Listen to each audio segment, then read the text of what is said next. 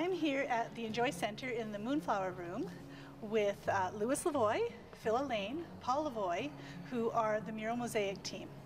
Welcome, guys. Hi. It's great to see you. So I'm really excited to interview you because the Mural Mosaic is just such an amazing thing that you guys do. And so I would like to know, I would like to actually tell everybody else what it's all about. So first of all, can you tell me how you guys are connected? Like, how did you meet? Or, well, obviously, two of you met a lot sooner. Well, me and this guy are brothers. Right. So Paul seems to be like one of these guys that kind of, I don't know, he sees that I'm alone, and he goes, this guy needs a friend. And so he kind of teams up with me on almost everything we do. Okay. But this guy here, Phil, we've made connections that go all the way back to grade school, even. But I think the way we first met was on the streets. Yeah, we were. Well, it's just where the grade school thing just made me. I was actually, I think, in Paul's grade 1 class. We don't even know that for sure. We think so. Yeah. We need a classroom picture to prove. But anyways, I was actually doing back in, I think it was like 1997 or 96 or something like that. Lewis and I were both trying to sell our artwork in any way we could. We didn't do the mainstream gallery scene back then. We primarily just went out and like a bunch of peddlers and just stood on the street with our artwork. And one day Lewis and I were both on, I think it was St. Thomas More Street, I think. St. Thomas More. Is that St. Thomas? Is that what it is? St. Thomas More was a saint. St. Thomas. Okay, St. Thomas Street, that's it. And we were both out in the street selling our artwork, and I was just starting the Night of Artists up, and I said, man, hey, your stuff's pretty good. So I said, amazing, but you know, would you like to be in one of my shows? And it was kind of like it was like the introduction of chocolate to peanut butter, because it was like this, you know, we started doing the shows together, and then it all kind of started to morph into much bigger things. So. Wow. Well, my that's recollection's different. Yours is? I was trying to compete with this guy. I'm thinking, okay, $500 for a painting. I'm going to mark mine down to $200. And they went like that, and I was selling way more art because I kept lowering my price. Well, that was very smart. Smart marketing. Wait a minute, that's a Bugs Bunny show. Oh, okay. So, who was the brainchild behind Mural Mosaics? Well, once again, it was one of these things where Lewis and I were already doing these shows together, and I went for a walk one day in St. Albert, and I was walking down by what used to be Profiles Gallery, which is now, what's it called now?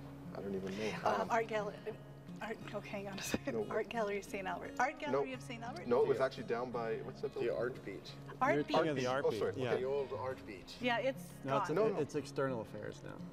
Oh. Yes, where External Affairs is right now. So right down by the river, I was out for a walk down one of the paths, and when I'm walking along, I look over and I see this mural on the side of whatever External Affairs building is called now, and I look at it, and it's like this face of David by Michelangelo, but it wasn't just the typical David mural. It was like made up of all these little pictures, and I was like, what is that? And so I wander up to it, and I look more closely, and I see that they're all individual little paintings, and I couldn't believe it. So I go up to Lewis and say, yeah, man, I saw this mural down. It was the coolest thing. It's this mural of David made up of all these pictures. I go, well, I did that. And I was like, what? So then I at the time, because I was doing Night of Artists, I said, hey, why don't we do a mural where we get all my Night of Artists people to come paint the tiles? And he's like, nah, that'll never work. And we really, because you know he did all the paintings himself before, and to give up that kind of freedom to other artists to create the tiles. Right. But I always believe he can pull off anything, and then of course Paul. I figured, you know, artists are, you know, they're contentious people. They're all going to fight and argue and say, you know, oh, it needs to be red, and I'm going to need blue tiles or something, right? So I didn't think it would work. Oh, well. Well, so then like our life is, I think serendipitous is the word we were trying to figure out there. So at the time, another friend of mine, he was doing a fundraiser for a charity that he had founded, and he said, you know, I've got this space at West Edmonton Mall where you guys could actually do this mural on the middle of the ice surface, while we're doing the spin around the clock. There are guys pedaling on bikes, and you can create a mural, and we'll let you use the space for free, but you just fundraise for our charity. It's like, okay, well, there's no cost on our end, and if we get the artists interested, we'll do it. And artists actually flew from BC. They came from all over the north and everything just to be part of this project.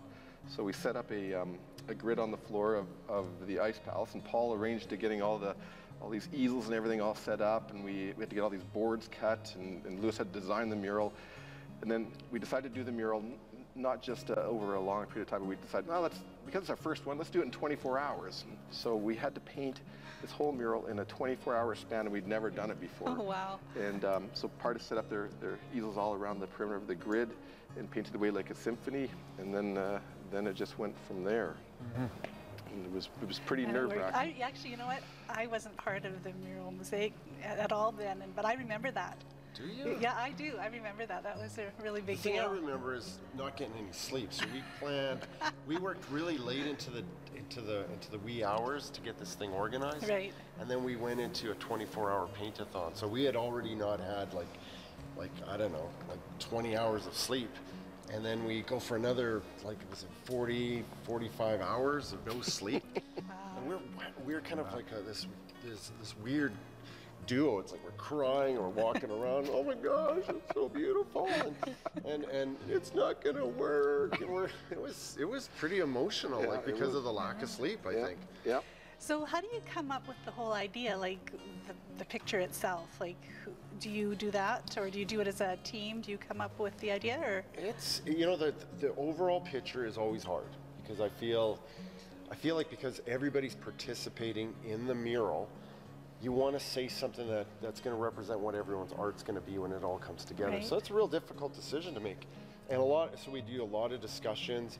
Whoever's financing it sometimes gets involved. They say, well, because we're paying for it, we want it to look more like this, and then we think of what all the artists might anticipate it looking like, right. and overall, what's it going to be in the end? Like, what's it going to what's it going to be as far as like speaking back to the audience when people pull away from one of these murals and they see the overall image? Right. Like, is it going to say something that everyone can kind of agree that, yeah, that's right. what my painting represents? So does it take It's a long time? It is. It's a long process of a lot of discussion. Paul's he's actually one of the better guys. He sits there and he takes in me and Phil discussing these kind of harebrained ideas and makes it more logical, and he looks up things and he goes, you guys realize that, back in the 1800s, it was, the buffalo was kind of one of the main sources of income out here or something, right? And it's like, oh yeah, let's change our elephant into a buffalo or something. So really, you're a huge part of this. You're behind the scenes mostly, but what you're doing, you may not be out there painting it, but you're really behind the scenes. Right, and yeah. So can you tell me a little bit more about what your role is? Well, I probably focus more on the production, like maybe pre-production, so Right. everything that happens before the mural, and then post-production, photographing, putting the mural together, and Right. the actual creating of the mural, leave it up to the master. He does a lot more. Yeah. You're an artist also. Right, So yeah. I enjoy it, but for me to paint a tile would take hours, maybe even a day, what he can do in 5 minutes. right. So right. practically speaking, on a business model, Right. Well, truth is that I'm better off doing something productive. But he can. He looks at art. He's actually he's got an eye for art. He's able to, maybe as far as doing the work, like I'd much rather paint than do what he does. Yeah. And he'd much rather do what he's doing than paint. So you guys make a great team. So you're complementing each other. Everybody Yeah, has I their think skill that's- set. Everybody's Well, I meshing have to together. really, like in 2006, I think it was 2000, Paul actually designed a website so that that when people see our murals, they can actually go through the mural one square at a time. So you Right. click on a tile and it pops out of the mural, and you can actually see how that piece actually fit and read about the artist and everything. So our website in 2006 went viral because of one painting that Lewis did of an eye of a horse. That was actually a hang glider. But what made it go viral wasn't just the fact that it was such an unbelievable optical illusion, but the fact that people could click on this website, pull the picture out of the mural, and see how it fit in and out of the mural. And so Paul's contribution of designing this website like that is really the reason why we're even here today talking to you and saying we've done 200 and some murals around North America. Wow. Because if that website had never been set up that way, we probably wouldn't be here. Right, right. And we talk a lot about, I mean, we want to move art into the future in the sense that there's this incredible social media tool out there. Right. Like, how can we get our static, traditional, you know, like analog art more digital? Like, how can we do it without going digital? Like, we're avoiding digital altogether. So everything is hand painted from the conception to you know, when people come in and an artist wants to join in, everything is hand painted. There's no digital stuff involved. We avoid it as much as possible. Then when it's created, we always feel that there's so much story behind it, so much, you know, it's like post-production that goes behind it, and it feels like we can keep going with it. Right. I mean, it's always funding that allows us not to do it, but we just feel like we want every artist that has participated in it to have some kind of a voice, to kind of speak out. We want our art to kind of interact. Right. We do these little kind of puzzle things online where it builds an optical illusion half the time. So we're really always thinking like, well, how can we make this work with that? Right. And the two work together all the time. So you've done a lot across North America. So what are some of the places that you guys have been to? Well, we've, I mean, we were lucky enough that by our third mural we were unveiling, or third mural, yeah, we were unveiling it for Queen Elizabeth. So we thought that was the pinnacle. That's great. Yeah, in 2005 Lewis was literally like doing a picture right there for Queen Elizabeth, and we're on the BBC carpet. World Report, and like, we've made it. But that was like our third mural, and so now we've done murals for the Vancouver Winter Olympics. We've done murals for the 100th anniversary of the Calgary Stampede, the Chicago, Illinois Million Lights Festival, the NBA All-Star Game, the Sherbrooke Canada Summer Games. 2012 Olympics in London. Right, in London. I forgot about that. I forgot about that. And then, of course, our biggest project, which we just completed, which was doing murals all across Canada, like literally 100 murals in 3 years, painting with 80,000 people from coast to coast. And to this day, I still don't know how we pulled that one off. So there's a part of our company that we're kind of selling this idea. Like, it's more of it feels like an idea. The idea is that you can have unity through diversity, that everybody can have their specific role in life, and it still can make up unity. And it's kind of it's a biblical thing. It's like there's a body, right? And somebody's the hand, and somebody's the foot, and the eye. And so, because we're trying to push this narrative in our art all the time, it has to work in our company. Right. Like Phil's probably the mouth, Paul's probably the brain, and I'm probably, you know, the little toe. And so, I don't know what the brain's ever doing half the time. And so we have these times when we get together and we have these discussions and we talk about what we want to see in the company and that's about it. But as far as putting these things together, I mean, Phil just kind of kicks in and he wows me. And then Paul kicks in and he wows me, and I'm hoping I'm wowing them too, so that we're all just kind of like working symbiotic with each other, as opposed to, I'm in charge, this is my mural, you know, you do as I say or get out. You know, and we've had like heated conversations and fights, but we work it out because somehow this works as a body, right? Oh, that's great. And so it's and we want to feel that way with people that come into it, like when anybody comes in and is working with us. Right. Like, so tell me about that process. Like, I know you have worked with thousands of artists throughout Canada and North America. So if you were going to do, say, a new mural coming up, do you put a call out? Do you ask people to come? Do you have to be an artist? Like, does it depend on what you're doing? Every mural has a different objective. So there's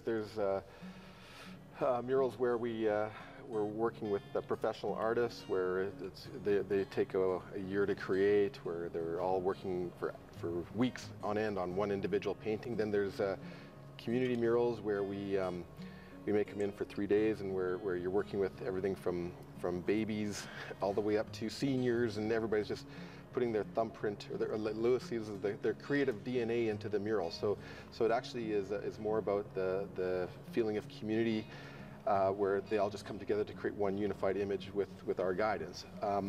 Then there's corporations that will bring us in to try to bring unity within their company. Like, I think the bottom line for all of our murals, it gets back to what Lewis was saying, it's about that one body, or the unity behind it. And that's like, we create beautiful art pieces, but I think the symbolism behind it, where people are all coming together, and the pride that is in it. So when we do a mural for a community, it's not like they brought in Lewis to create a mural that they all have to kind of accept that that's the mural that Lewis has created for the community. It's like the community painted that mural. Right. So everybody's like got, you know, a little 4-inch piece of pride in that mural, that they all are proud of their little individual contribution, but even more proud of the overall design. And talking about unity, you brought the country together through art. So can you tell us a little bit more about the train mural, the 150 anniversary? And I know you've got the book. We're big believers, and you got to see it. You got to see this one. So, I mean, I'm a big believer that you have to see it. You have to see this mural, and being a visual artist, I just believe, like standing here, like doing an interview. I mean, it's kind of nice to be able to talk a little bit about it, but I'm hoping that the work is going to speak for itself in the end. Right. And so this mural was, it happened as a bit of a joke for me and Phil about, I don't know, 15 years ago or something. We're talking about, we got to do a big mural for Canada, yeah. Then what we did is we ended up doing a mural for the United States. We soaked our hearts and soul into this thing, and you know, for a while there, I was thinking, what would an American eat right now? Because I need to be an American if I'm doing this mural, and trying to figure out what was the core principle of the United States. And the mural we finished, I have to admit, I'm really proud of it, quite happy with it. And so we did a teachers convention here in Edmonton, and we thought, you know, they got to teach some American history in the schools, and they don't. They looked at this thing and go, what do we want to do with this American mural you created? We want a mural on Canada. And that kind of kicked it in for me and Phil. It's like, okay, if we're going to really do this thing for Canada, we got to start upping our game on this one. This has got to be the biggest and the best mural ever. And I think Paul was the one, of course, he gets to work, and he looks into the background, finds out what communities look at and what kind of budgets are out there, you know, gets the salesperson involved and gets everything kind of set up.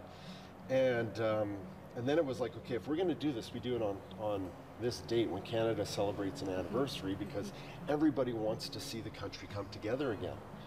And that was kind of like, that was the fire it took to make this mural happen. And we figured, okay, for the United States, it was a flag. For Canada, what is it? It's not our flag. That isn't what makes our country great. It's the fact that we built a train track across the country. And it turns out that really all we have ever wanted to do is move west. We want to move west because it's the closest route to China somehow. And I mean, it came across like that. As you look through history, you realize that it was always about moving west. And it turned out that British Columbia wanted to join the United States back in the 1800s, and Canada needed to somehow connect British Columbia. Alberta was a Northwest Territory, or part of the West Territories, and they built this train track through the Rocky Mountains. It was an incredible feat. It displaced people all over. It was an abomination to our First Nations. I mean, it had so much good and so much terrible in it.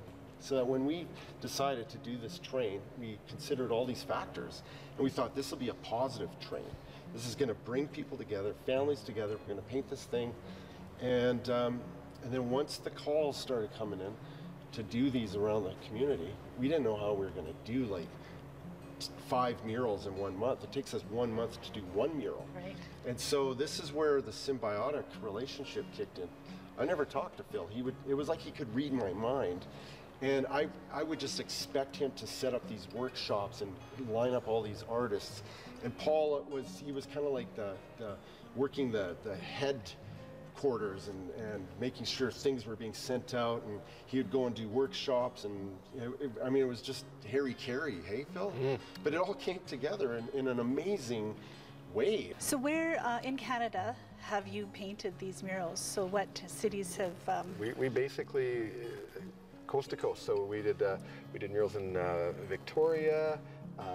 We went right through the Okanagan. We did Penticton, Kelowna, etc. We came through Alberta, did the north. We did Slave Lake. We did Fort St. John. Well, that's BC's Fort St. John, but then we did, of course, Edmonton and Calgary. Then on to Saskatchewan. We did Saskatoon and Moose Jaw. I'm just skimming through it. Yeah, I'm not going to name them all. I'm sitting here going, oh my gosh, Phil's going through them all. But basically, got every province. Literally got every province, and we went from Vancouver or Victoria all the way to Prince Edward Island. We did Prince Edward Island and Charlottetown on the 150th anniversary birthday. So, yeah. I remember you started the mural here, actually in the Joy Center in the Moonflower Room with the Night of Artists. I believe it was 2014. Am I right? You're always good with dates, so I'm gonna. I'm not sure. That seems a bit early, but maybe it was. 2016. It might have been. I'm not sure. Anyway, it doesn't really matter. I'm sure it's right in there. Yeah. You did the engine, so I painted on the engine, which was fun. And then you guys went all over, and I don't remember how many years later you actually brought the mural here again to the Night of Artists, and we did a St. Albert mural.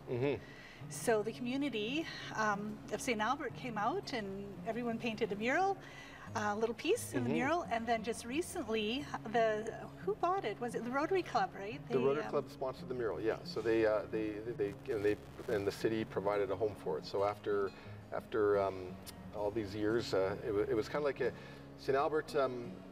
They already had committed to other things for the 150th anniversary, so we decided let's just do a mural for St. Albert anyways, because I'm sure they're going to regret it if they don't have one. And I think they would have. And thankfully the Rotary Club jumped on board and said, you know, we're going to keep this in St. Albert. And then the city they said, well, we're going to make sure we find a place for it. So just this year, it finally found a home. St. Albert was awesome. Like Rhonda, Rhonda Egar. Rhonda Egar, she opened doors for us. She helped us get things going. You know, even though we were doing things around, like all across the country. Right. Like St. Albert, because we're from St. Albert really became the headquarters, and we had our core artists were from St. Albert. So their artwork is in these murals all over, you know, Canada now, because they're little tiles that we get them to paint. Yeah, you had a whole team working with you. And the fact that you painted in the engine in the beginning, so we started with that engine, which is this painting here, and then we shelved the whole thing. We created the whole train at this time, and then the last mural we did was the engine. So we pulled it off, we dusted off all these pieces that were done like 3 years earlier, and then we got people to kind of come in and finish it off. Right. And so where is the engine? It's in my garage, underneath my car. I changed the oil underneath it. No. So it hasn't found a home yet, or is it still in the process? No, I don't know. We want to keep at least one part. If there's an opportunity for us to keep one of the mural pieces, we'd want to keep the engine, unless somebody wants to come along and sponsor it and take it off our hands. Great. But I mean, if we can down the road, you know, be able to bring this engine piece to these other murals that are set up in other communities, we can, you know, people can see this. That would be very cool. Yeah, so we're, and I mean, it's a beautiful piece. Oh, it is. It is beautiful. This book is beautiful. Yeah, that must be why. It is. So this book is actually for sale. You guys still have some, you can go buy it through the website still. Yep. And also at the Night of Artists, you'll have a table set up. And so now this is done. So this was huge. What are you guys doing now? I know you guys do schools, or so you starting up the whole school routine again, or? We have probably about 15 to 16 murals that are in discussion right now. So try not to jeopardize our discussions. I won't say which ones are in discussion, but you know, it's you know, we get requests from all over North America, so we're just waiting to see what the next one is that we're going to head to. So there's lots of options. Yeah. Sorry, I was going to say this also. After doing this mural, like, we paced ourselves in a certain way. After doing this mural, we realized, you know, how we can make this more available for people too as well. Because, I mean, we were pulling things together that we never knew was possible. We realized that, and we avoided technology as much as possible, so everything's hand done still. And we were able to, you know, somehow consolidate our time better and realize that there's methods. Paul's always he's a method guy. It's like, oh, what's the cheapest way to chop up all these boards? Because every tile we make ourselves, and he would figure out these inexpensive ways of doing it. So what usually became like really time consuming and labor consuming, we managed to kind of narrow it down so we can do it quicker and more affordable, I guess. Well, that's really great. And a big part of it too is also the fact that being the head artist and being the kind of personality I have, I was more controlling everything, and I learned to let go and just let it be extremely organic. And when you look in the book here and you see these murals, you realize how organic they really are, and they're superior to some of our first murals because of that. So just so people kind of get an idea of being the head artist, what you're talking about, you actually paint. Like you'll have the boards, right? And it makes the big mural, and you'll paint a painting on there, and then you guys cut it up? Originally, that's how we did it. Oh, now what we do is I design the mural, and then I consider every tile that's going to be painted. Oh, really? Okay. Well, don't tell us any of your secrets. No, it doesn't take a lot. It doesn't take a lot of like sitting there. Like there'll be 300 tiles in there, and I won't sit there going over 300 tiles.